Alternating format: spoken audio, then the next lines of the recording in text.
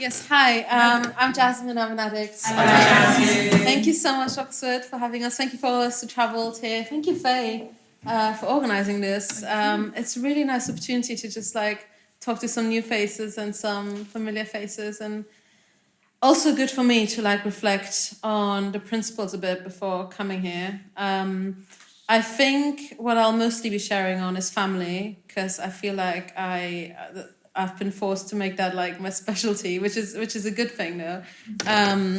And what I was thinking about this day was that this design for living that this program has given me, mostly with step 4 and then really all of them, is this awareness that it gives you of what's actually happening inside. Because what I had during my using days is that I just did not engage with any thoughts or feelings, and I just let it all sit there. And I was like, there is no point. There was a bit of hopelessness and fear with the whole volume of it all. So I was like, let's just leave it. There's nothing I can do about it anyway. And then there's self-pity comes in and oh, maybe I deserve it. Maybe I blah, blah, blah. And which ultimately, as I now understand, is self-seeking and selfish. But what the program has given me is an understanding that these feelings of resentment and fear, they don't go anywhere. If I don't let it out and talk to my fellows about it and to my higher power about it, they will fester, and they will then come out in other resentments and more fear, and I will start affecting the people around me, which ultimately is my understanding of why the people that I'm resentful against, why they're acting the way they're acting. And my understanding of a higher power helps me I don't want to be anything but a source of compassion and light to the people around me. And that is an intention. It doesn't always happen like that. But and having that principle in mind, I then try to, with the tools that recovery give us in terms of doing inventory and thinking about it in the morning and praying. I then think about what are the character defects that come up a lot. And when I was resentful towards people, what was it that came up? Is it actually about them? And the tools that you're all familiar with as well. I do want to quickly talk about backstory of family, because I remember when I was new in and people were like, oh, I can finally have a relationship with my family. I was like, that's cool for you, but your family is not like my family. And if you had lived in my shoes, then, you wouldn't be like that. And that being said, if you don't identify with any of this, that's completely fine. I honestly think you don't need to have some massive trauma. I think just being a child is traumatic in its own right. And we all have one of my favorite Buddhist sayings is that if you think you're enlightened, go spend a week with your family, because they just know your buttons, they know how to trigger you, and because you grew up wanting to be like them, and then anything but being like them, it just hits that sweet spot of all of those negative feelings. But so I'll quickly talk about it, because when I came in, I was convinced that was the reason why I was using. I was I'm self-medicating. Basically, my parents are immigrants from Iran, so they came to Europe. My mother has very severe mental health issues. She has hallucinations, that's the word. She has psychosis. She has very extreme mood disorders. She thinks she talks to dead people. She thinks she's God. I thought she was God, and she could read our thoughts, and she would tell us everyone would die, your father would die next week. So it was a little bubble where I thought that if I please her, not only will I be accepted, but I'll be safe. And I think that's a very typical thing that children have, right? You want your parents to accept you, which is why it's then so grating later on in life. So there was a lot of emotional toxicity. There was also sexual abuse from her and my brother as well. So all of that being said, it actually has nothing to do with recovery. It has nothing to do with why I'm here and why people are here now. But I used that as an excuse for a long, long time. Especially the drugs that I chose were the ones that I would call it disappearing. I could just shut off and come in. And when I entered recovery, I hadn't spoken to them for a couple of years, because even when I forced myself to spend time with them, because as the youngest daughter, I would feel guilt. I'd be like, oh, they're all alone and they're not capable of maintaining friendships or family relationships. So they have a cat now, so that's good. But it probably says something about me because I have a lot of animals as well. But so when I came in, I wasn't speaking to them. I was having very minimal contact. When I did have to see them, I would be ill for months afterwards, because again, I was stuffing it down. I wasn't confronting my feelings, and then I would get lung infections or horrible migraines. And the more I went through the steps and the more time I spent with myself sober and connecting with my higher power sober, the more I could actually understand the things that we all know, I truly believe that everyone does the best they can given their circumstances. If someone is being a twat and they knew if they were capable of being better, then they would do better. No one wants to be a nasty person. And going from understanding that to actually accepting it, it kind of makes me feel of step one, because that at some point that you're probably using too much, but then going from having a feeling about it to truly accepting it deep down, that this is something that I'm never going to be able to change. And I can either spend my entire life fighting against it and just wish I just wish my parents were better, and I wish they would just love me the way I want to be loved, and I just wish they would communicate better.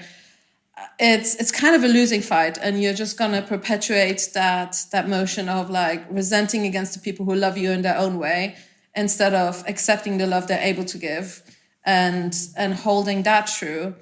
And what was also a big part of it was I think that I was struggling to get that affirmation that was worthwhile as a human being, that I was, worth it as a person and whatever, from my parents, which is obviously very understandable. I think everyone does that.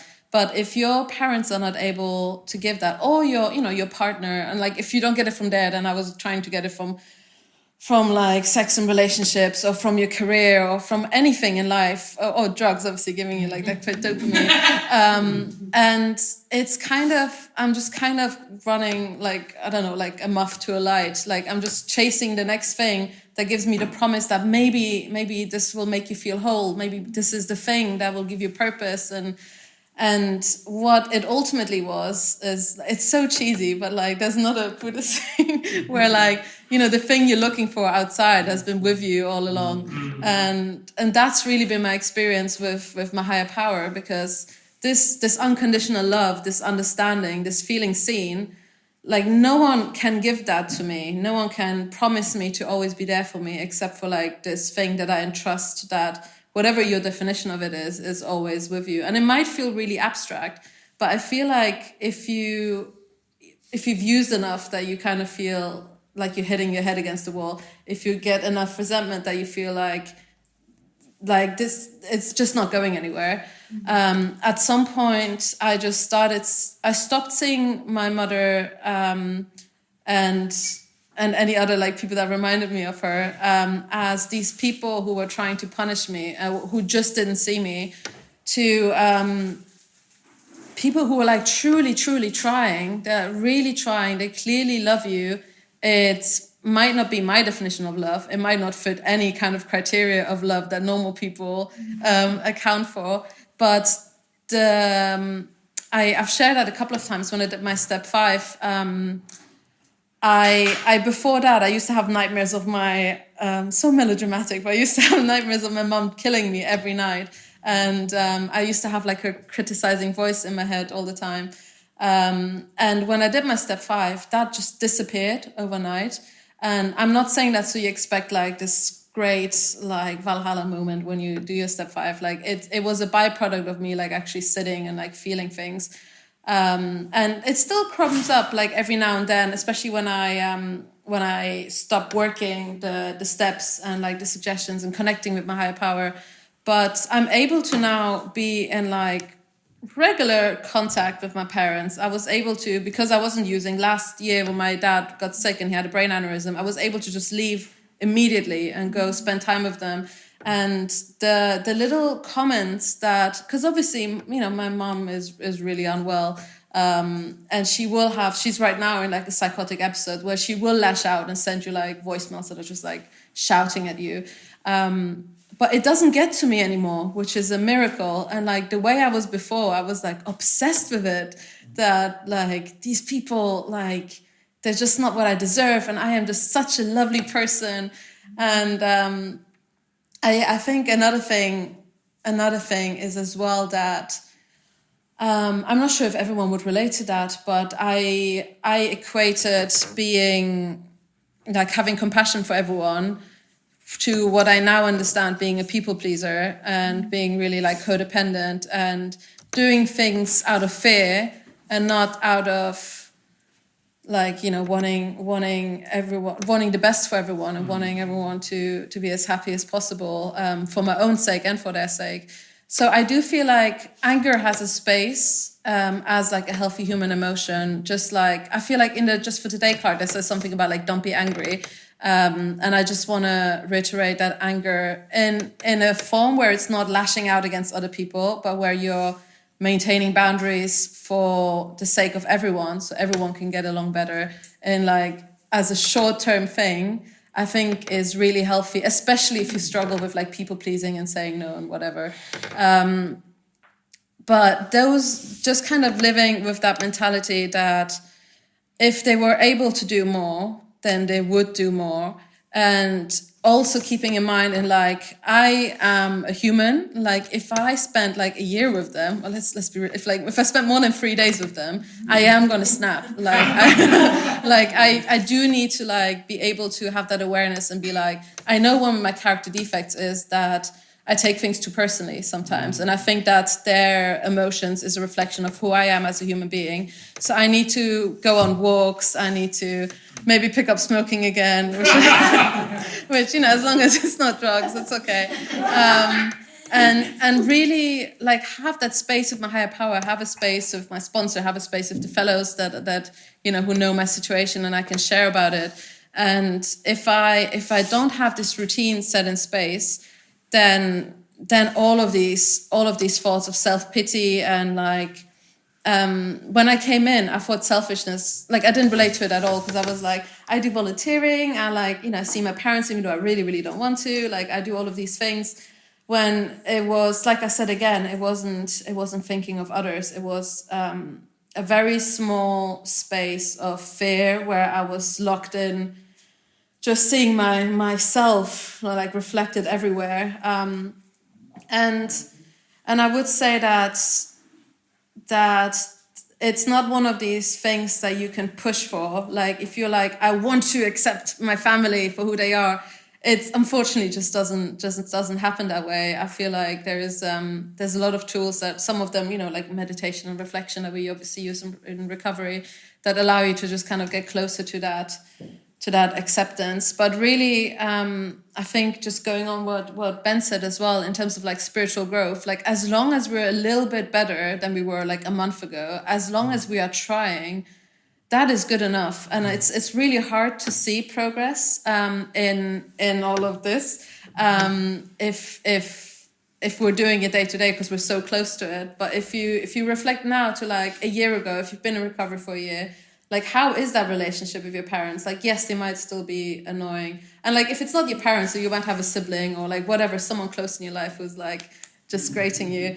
And now I kind of, if I'm removed from them, I am able to see it as an opportunity that my higher power gave me to practice unconditional love. Like if I'm expecting them to love me unconditionally, I have to be able to give that to them first, so they know what it looks like. So if they are lashing out, if they are being mean and whatever, or like even attacking you physically and whatever, it's stand up for yourself, but see the people for who they are, not who you want them to be. And that kind of like that lesson for me, like the parents was obviously like the biggest thing I was struggling with, but that lesson just kind of carries over in like everything in life. And in terms of like dating especially, I feel like we talked about it in the car, so it's fresh in my mind, but I feel like there's like this pressure that we have to find like this one person that completes us. And it's similar with like friends, you know, like having a best friend, or like having that one employer who like gives us this amazing dream job that fulfills us. If I am looking for, it's 5 minutes, isn't it? If I'm looking for this like validation somewhere else, if I'm waiting for something external that I cannot control, for like this person to drop out of the heavens and like give me this movie arc that I've dreamed for, then I'm kind of doing myself a disservice, because I'm just constantly waiting. I'm not being present in the now. I'm not doing service and seeing people for who they are. Because if you are constantly waiting for someone who's going to fulfill this role for you, then you're not able to even see them for who they are. You're going to see them for what they can give you.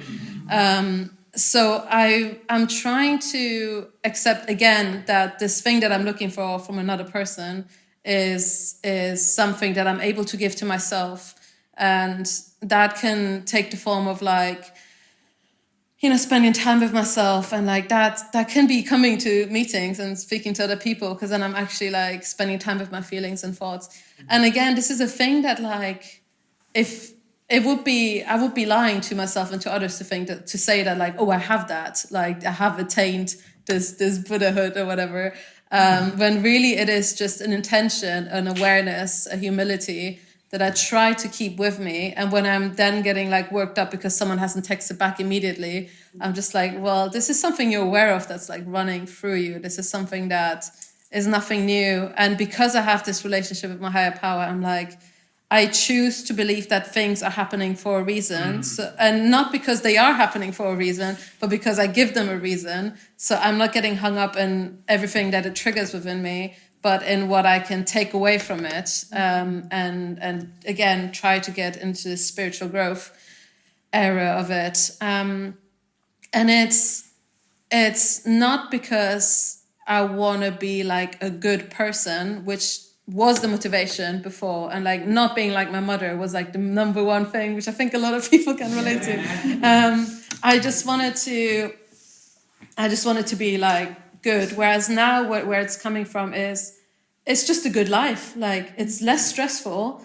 You are able to go to sleep without having all of this heavy baggage usually on you. And you can then start the day, the next day, going on and doing what you're really passionate about, because you're not carrying all of this past stuff with you, and also not worrying about everything in the future that you have to do and have to attain. And I've now been able to like go into a career I really enjoy, and maybe even be helpful to other people, and actually be in the present. And I think humility is one as well, because if you have all of these big intentions in terms of like wanting to be helpful with people, it can sometimes shoot you in the foot. So I feel like being reminded of your recovery and like what a person we used to be in using. Awesome, thank you. I feel like I'm coming up to the end anyway, so I'm kind of rambling, but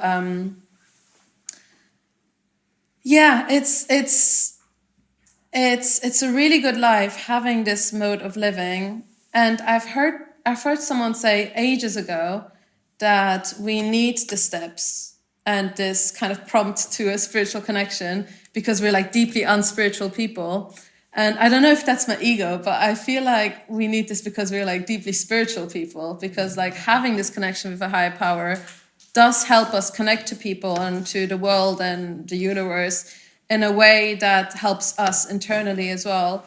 And knowing that every one of us here has like their own understanding of God and higher power and life and meaning and whatever, but we're still all able to sit here and adhere to like a shared sense of life, and hold each other accountable to these principles. Because if I'm not doing something and I'm not even aware of it, and I hear someone else sharing on it, I'm like, oh shit, yeah, I should probably be honest about having done this and that. It's a really fail-safe, like fail-proof like system that has kept me accountable and has kept me like spiritually sober so far, and hopefully many more years to come. And I'll leave it there. Thank you.